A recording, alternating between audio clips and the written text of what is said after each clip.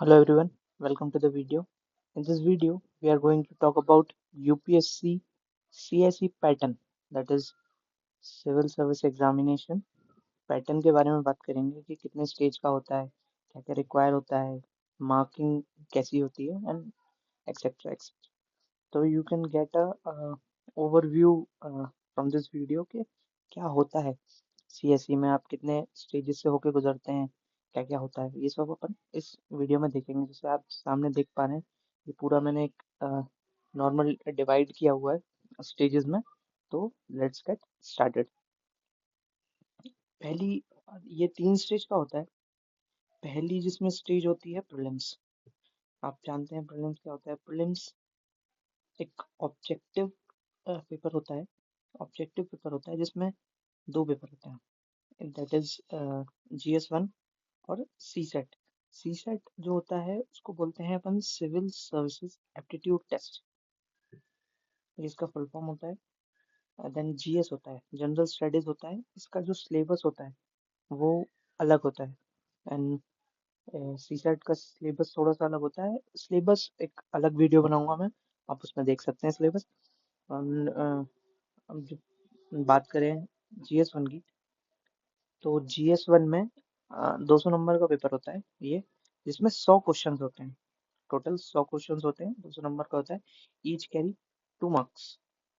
एक question 2 number carry करता है, लेकिन इसमें माइनस मार्किंग भी होती है.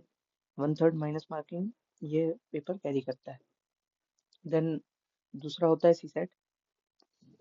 अब जैसे मैंने आपको बताया, सिविल सर्विसेज एप्टीट्यूड टेस्ट, ये भी 200 नंबर का ही होता है, लेकिन इसमें 80 क्वेश्चन आते हैं.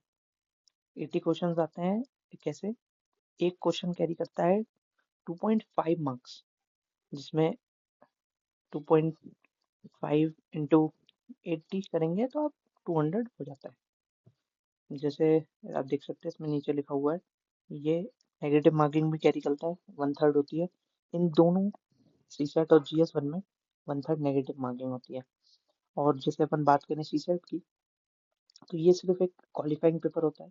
सी set is a qualifying paper जिसमें आपको 33 मार्क्स लाने पड़ते हैं, 33% लाने पड़ते हैं, सॉरी. मार्क्स लाने पड़ते हैं आपको 67 मार्क्स. आपको 67 मार्क्स मिनिमम लाने पड़ेंगे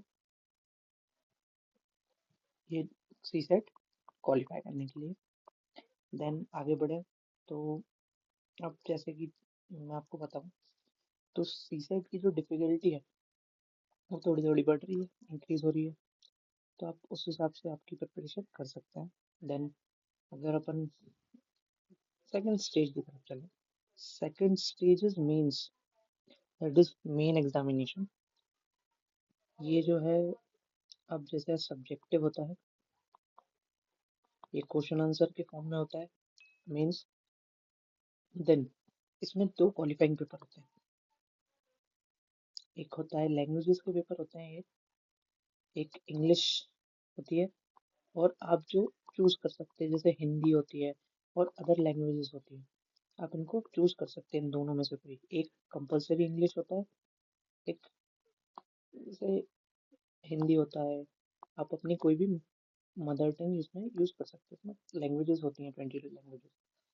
ये जो है वो कैरी करते हैं 300 मार्क्स ईच.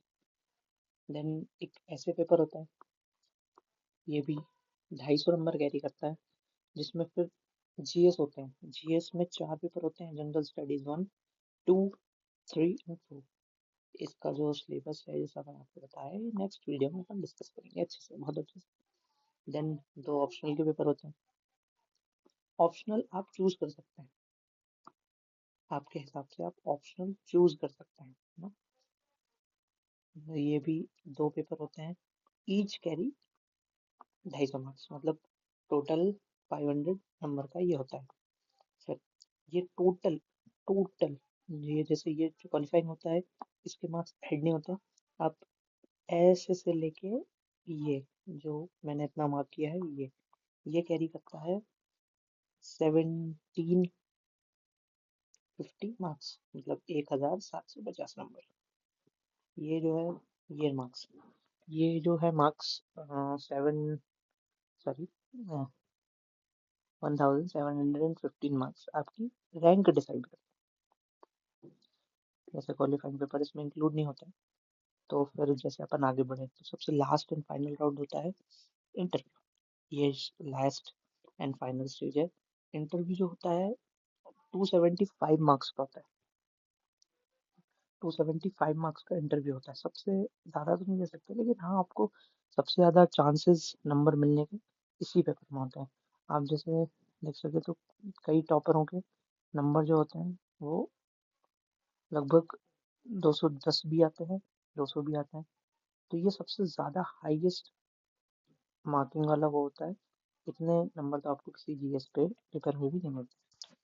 देन ये टोटल मिला के होता है, जैसे आप देख रहे हैं मैंने ऑलरेडी करके रखा हुआ है।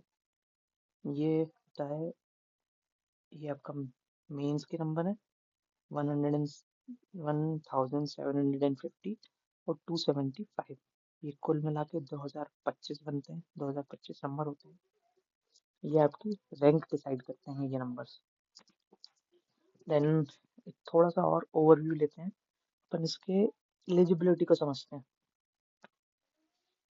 मैंने यहाँ लिख के रखा हुआ है,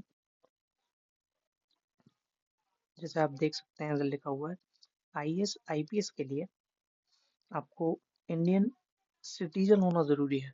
लेकिन मैंने कहीं से पढ़ा है, आप एक बार टैली कर सकते हैं या कंफर्म कर सकते हैं ये बात सही है कि नहीं। अदर सर्विसेज के लिए आप नेबरिंग कंट्री के सिटीजन होने चाहिए, लेकिन आपको पता है किसके नहीं होने चाहिए, एलियन इंडियन के नहीं होने चाहिए। जैसे चाइना हो गया, पाकिस्तान हो गया, या आप समझ रहे हैं मैं क्या कहना चाह रहा हूँ।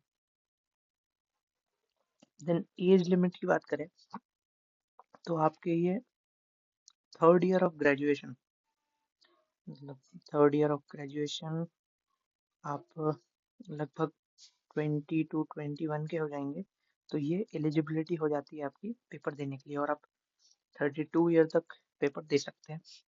इसमें कुछ रिलैक्सेशन है, जैसे यहाँ पे लिखा हुआ है ओबीसी के लिए 3 साल का है, एसटी एस सी के लिए 5 साल का है, एंड पीडब्ल्यूबीडी के लिए है 10 साल का रिजर्वेशन।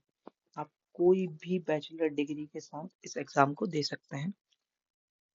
तो ये था थोड़ा सा एक ओवरव्यू, ये थोड़ा सा एक ओवरव्यू था यूपीएससी एग्जाम को लेके। अगर आपको कहीं भी ये वीडियो अच्छा लगा हो तो प्लीज़ लाइक आप शेयर कर सकते हैं अपने बिगिनर दोस्तों के साथ, या आपके पीयर ग्रुप के साथ जो भी तैयारी चालू कर रहा है, and comment and don't forget to subscribe.